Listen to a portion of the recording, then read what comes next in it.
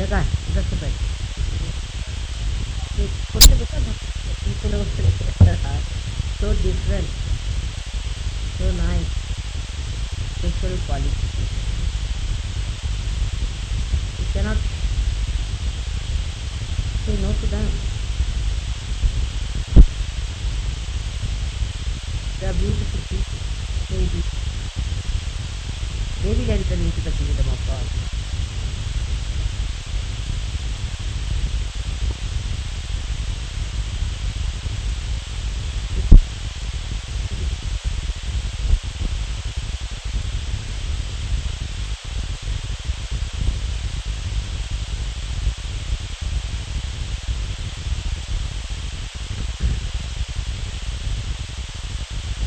अंग्रेजी में बोलते हैं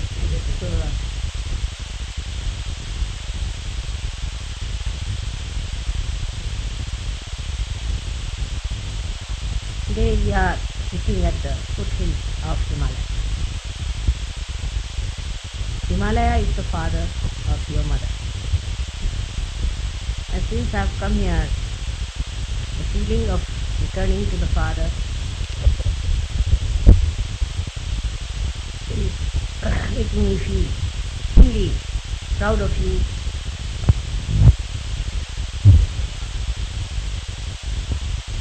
अंग्रेजी बोलने से लाइक चली जाए आज की सुबह सबसे अगले दिन चला जाएगा. So we have to count our blessings again that we are at the foothills of Himalayas, which is the Sahasrara of the universe. Those people who live here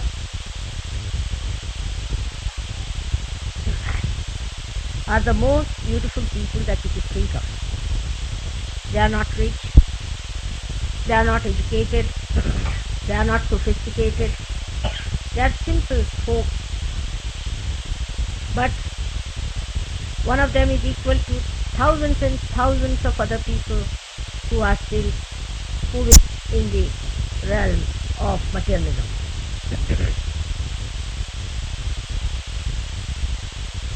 It is such a special day to be here. Today is the 7th day of the goddess when she incarnated on this earth in her 7th incarnation. On this day she incarnated again and again on this land, round this area, 7 times.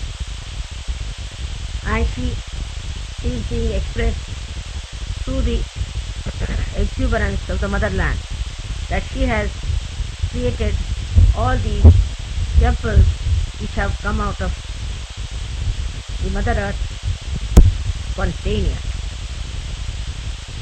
The 7 of these represent the 7 chakras of the Sahasrara,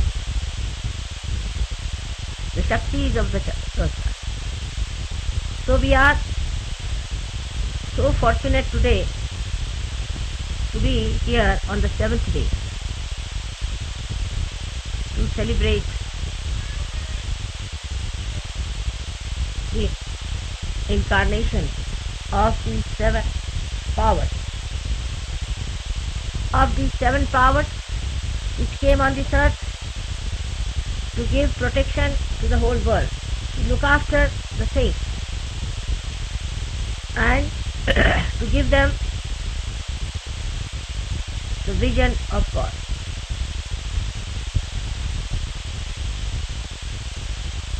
They have killed so many devils and rakshasas and established the blissful innocent life here. God looks after the innocent. He loves only the innocent and not the ones who are cunning, who are troublesome. He goes a little way towards people who are not so good as these are, tries to save them, helps them, but up to a point. Then it gives up. This is what has happened in this area before also. There were many kings who ruled these areas where there were people who worshipped the goddess and lived a righteous, innocent life, and those who tried to insult the mother perished forever and ever. We are so fortunate today that Yogi Mahajan has called us here in this beautiful place. It is so vibrating. It is so much full of the blessings of the great saints who are practicing meditation here. They have worked out the meditation for us. Through their ascent, they have achieved a road for us.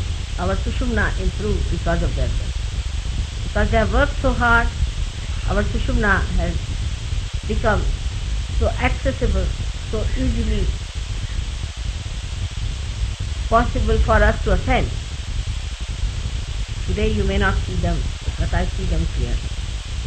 All my gratitude to them that they in this atmosphere of purity came, but lived in these remote corners without any shelter, without any support, without any help, for days together.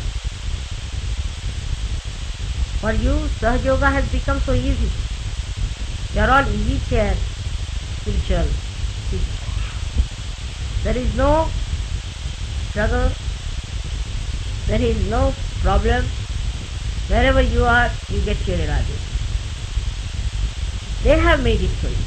They have done it for you. But that does not mean that you should take Sahaja Yoga for granted. Today, in this great place, let us think of the new visions I have about Sahaja Yoga. Sahaja Yoga has to become a great Vishwa Yoga, Mahayoga, the bubbling energy of divine in the new tree of Vishwadhara. For that, you people have to sacrifice, have to come up, not to be easy chair Sahajogis, but have to give up many things that are lying within you, which you have not yet harnessed and looked after. It pains me to see the way Sahajogis take Sahaja Yoga for granted. It's not possible. With such mediocre, one can achieve much in life. But by God's grace, after coming here, I saw the village people. I knew I am at the right spot. First will be the last, Christ has said. First will be the last, because the first come as if thinking that they have something great, that they have shown some great thing. But they do not know what they feel. The innocence, the simplicity, the overpowering of your body. If your body tries to overpower you, you are no more a surgeon. If your mind tries to overpower you, then you are not no more a surgeon. If your heart tries to overpower you, then also you are not surgeon. But through all these three instruments, you should work as if you are the master of these three instruments and not the slave of these. This is a very, very important thing, because Sahaja Yoga has too many blessings. It gives you all kinds of prosperity, all kinds of beautiful blessings, all kinds of protections, miracles happen in your life. But we take Sahaja Yoga for granted. The first and foremost thing, I feel sorry sometimes when I hear that people insult each other for nothing at all. Hurt each other, talk to others in such a manner that doesn't behove a person. I have never talked like that to people, in that curt manner. Why should you talk like that to people? The reason is, inside there is still some steadyism sitting down to put down other people. That steadyism will make you satanic, will not make you saintly and godly. It is not a godly quality to behave in that way. For such people only these 7 powers were born, to slay their ego, to slay their sadistic temperament, and to make them into beautiful people who will surrender to God and will take the milder method of attainment.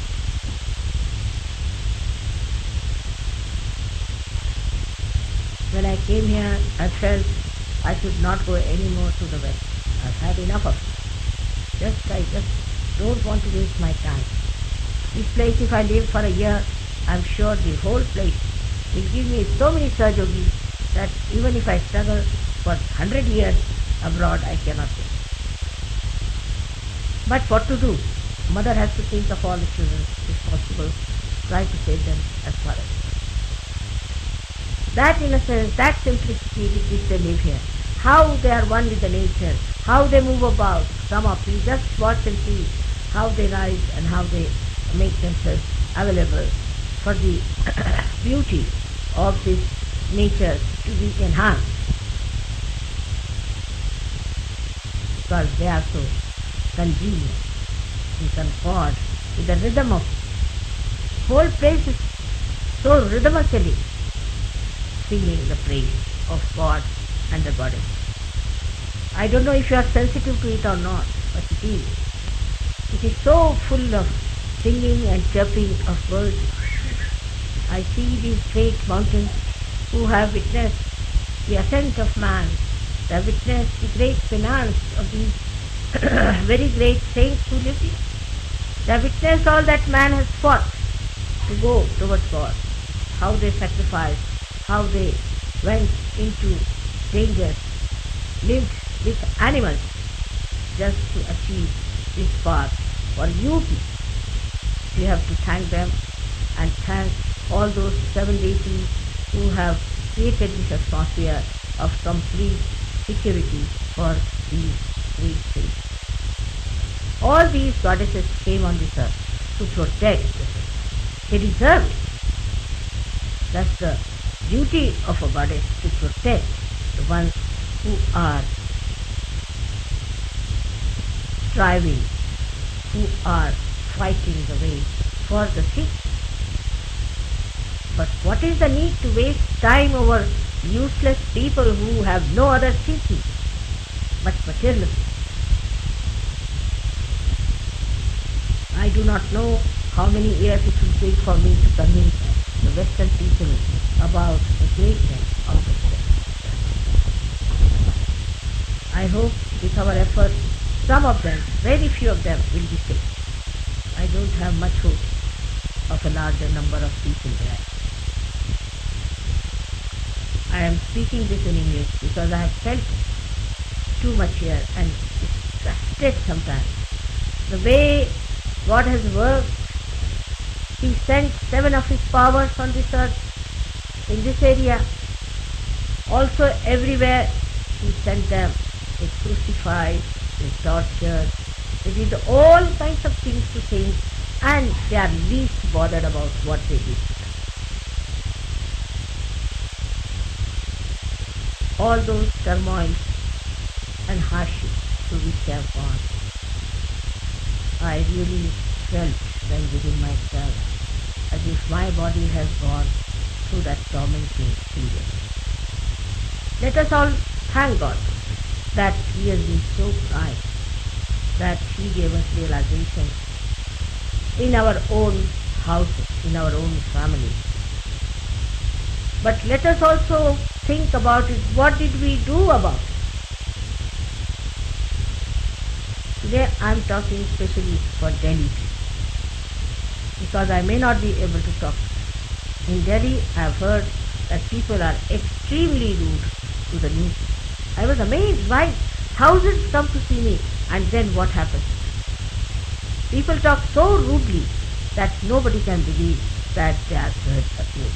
I have heard about this even in Kuala Lumpur today. Not that I have not heard about these things in other places, but in many places I have heard that people are extremely egoistical.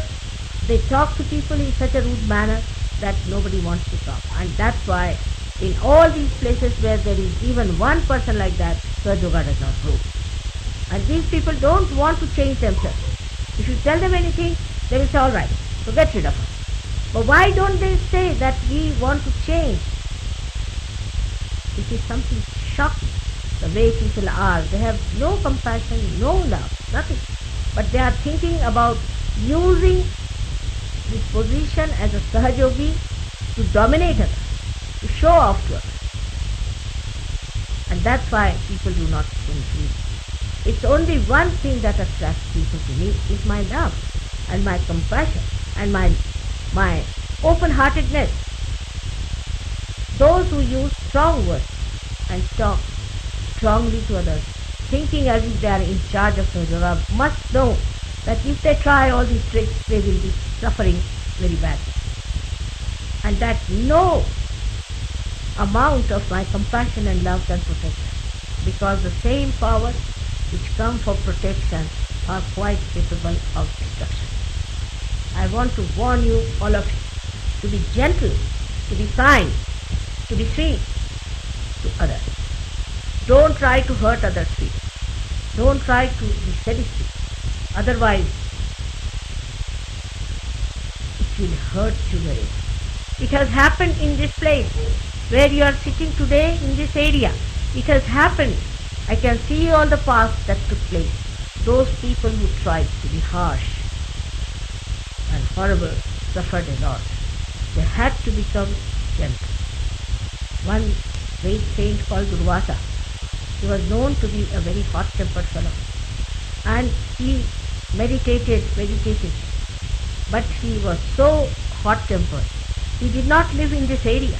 He lived in the thick forest of Maharashtra, and there he was extremely hot-tempered, used to shout at people, because he thought he has got the realization and he has right to shout at everyone and to make a nuisance out of it. Once he went to the ashram of a muni called Kashyap, and he had a daughter called Shakuntala. Shakuntala had just married a king, and she was thinking about it. This Durvasa went and called for her. She forgot to answer his call. So he cursed her that the person about whom you are thinking will forget you, and you will suffer because of that. She was so angry that she did not attend to him. Still she was in her own mood. And then when he came in, she could not look after him as he wanted to be looked after. This was Durvasa, and he made her suffer a lot. But later on he discovered that he was a man of tremendous temper, and that his feet are going into the hell. There is hell burning under his feet, and that heat made him feel terrible. So he ran towards Himalaya. He came down here there and he meditated in this place where he just asked for one thing is, "Oh Mother, give me the sweetness, the nectar of your love. Please let me have." He stayed here in a jungle for years together, meditated, and tomorrow, I think day after tomorrow, we'll be having our lecture there. We'll be having our program. This is Durvasa who came all the way from the south because he couldn't bear the heat that was burning. That must be something like a cancer or something. In cancer you get this kind of heat. The people who are heated, those who have too much heat, always used to come to Himalayas to cool down, to see the heights of Himalayas, the depths of Himalayas, to see the greatness of creation, to see the smallness of their own being, to become humble, to become extremely humble. And that's what happened to him. He meditated on the greatness of Himalayas, at the lotus feet of Himalayas, and he prayed to Himalayas, "O Lord, you are the one who has given us the greatest of greatest, the highest of highest, to look upon. You are the one who is a symbol of the heights we have to reach. And I am a person who used to think I am very great. Till I saw your greatness here, the way you bear the snow upon your head, and the way you reach the depths of our heart. And then he meditated here, and he got his salvation. Realization is not sufficient. It is not the salvation. Realization is just the beginning. Salvation comes when we master our body, master our mind, master ourselves in such a way that we become beautiful flowers and the fragrance of our beauty flows and everybody enjoys. I am speaking this for all the people who are still thinking that they have got realization, they have certain positions in Sahaja Yoga, so they can misbehave with everyone as they like. Please remember that it is not important what you do for Sahaja Yoga, more important what I feel about. If you have to be something greater, humble down here. Humbling down is very, very important. Nobody has to think that we can achieve something greater heights by dominating us. This has been very upsetting since I have been in Delhi. I have seen this in and out, and I was surprised that in Delhi still people are so stupid that those who organize, some of them are so harsh. I would request you to humble down, to come down to proper sense and understand that it is your gain if you humble down. Like Durvasa, you don't have to stay here in the jungle with the tigers and the lions who come and roar at you and the snakes that wrap you in the night. You have to have this lion and the tigers to be seen. They are within us. And the snakes and the scorpion that come out of you and bite others, please look after them. See that you become a beautiful person and not that you run after something that is power or material. It stirs me completely sometimes when I see the disparity between the beauty of the people of these simple villages and the stunning and the domination of the cities. And sometimes I feel I should give up all the cities and ask them to jump in the hell if they do not know how to do it. I think the whole thing has come to me because Durvasa's example I see very clearly. How many of you would be willing to do that kind of a penance that Durvasa has? But Durvasa, being a real thief, felt that I have done nothing so far after my realization. Only my temper, my showing off, that I am to be a great person here and there, wherever I go, everybody should dance after me. And he got cursed and he had to come here. The son of Shakuntala was a great child called Bharat. After that great son of Shakuntala, his country is called as Bharat because he was a saint and he ruled the country as a benevolent king. He occupied the whole of this country, even Pakistan and Burma inclusive, and was the ruler of all these countries, a very benevolent, humble and a very great, highly evolved soul. That's why this country, the whole country has the name of Bharat. So in a way that we should really understand that when Durvasa saw that the cursed Shakuntala produced such a great soul, suffering because of its curses, because her husband forgot about her. He never recognized her. When she went to her husband, he never recognized her, and she had to live without her husband, and this child was born. And then suddenly he remembered, because the ring he had given was lost in the water and a fish had gulped it down, and the same fish was caught, and when they found the ring, he remembered all that had passed. Then he sent for her and called her, and then the king Bharat ruled this country. That's how we are called as Bharatiya. That is the symbol of a personality that is an Indian. We are Indians, and Indians have a great symbol of Bharata before them, and that's how we have to live a life of kinship.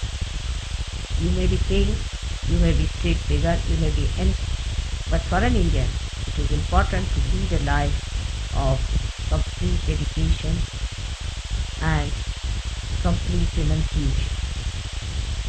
He has to lead an austere life, controlling his attention. He has to control his attention and tell the attention not to go to wrong place. These heights which these people have achieved through their innocence, you will have to achieve through your understanding. That's the first step you have to cross after realization. They'll get realization and will jump into the kingdom of God. I won't have any problem with them. Let me come and stay here for a month and you will see this area will be all charmed. What about us, the rest of us who think to end up us? That's why I spoke in English language today, for you people to understand that this English language itself has given this terrible ego, like a pump which goes into your head and you start thinking you end up here. How many are going to meditate from it? How many are going to get up in the morning and give up their rooms and come out and meditate? Go into the wild just thinking that you belong to this place. We have to have a very rigorous, disciplining, self-discipline of ours. Otherwise, it's useless to waste energy on people who have no value, no respect for their life, for themselves. I have to tell you that you have come here is very good. Now see the ashram life. Now don't try to find fault. If this ashram didn't have this, ashram didn't have that, we had no place to sleep, we had no place for a bathroom. Please don't do all those things. You have not come here to enjoy a 5-star hotel. For that you have not come all the way here. Please, for heaven's sake, don't have that. On the contrary, I'll be happy if you can sleep outside in the cold and go through. I can do it. I can sleep in any condition, anything. Try to make your body your slave and don't make your body stand on your head. I have to make a very humble request because there are some people who are quite fusspots. I was told even from Delhi, and I expect no fussing here, no fussing here. Try to understand. It's a great chance for you to ascend or to descend, one of them. So please try to ascend above your body. Try to mold your body in such a way that it becomes your slave, and then you will enjoy having this body. Otherwise it's a headache to have a body like this.